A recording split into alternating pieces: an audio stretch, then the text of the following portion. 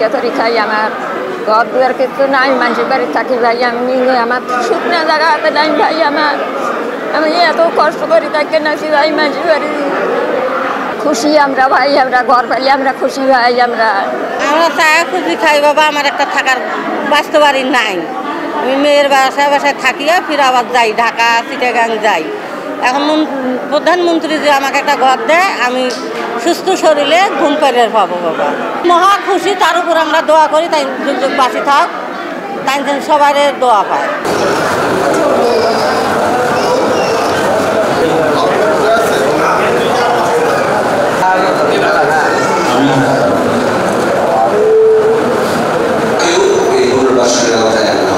আমরা যখন শুরু করেছিলাম তখন খুব ছোট ছোট পর্যায় থেকে শুরু। আমরা যখন এসিল্যান্ড ছিলাম তখন আসলে যখন শ্রেণী করে যার ঘর সিলেক্ট করা হচ্ছিল তখন মনে হচ্ছিল যে আসলে কতটা সম্ভব এইভাবে মানুষকে বিনোদ দেওয়া।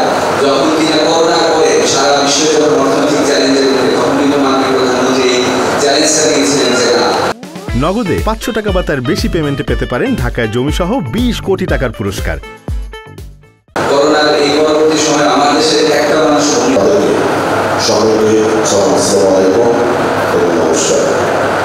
একজন মহান মানুষ, কারণ তিনি নিজে গৃহীদের দুঃখ, গৃহীদের ব্যথা বোঝেন।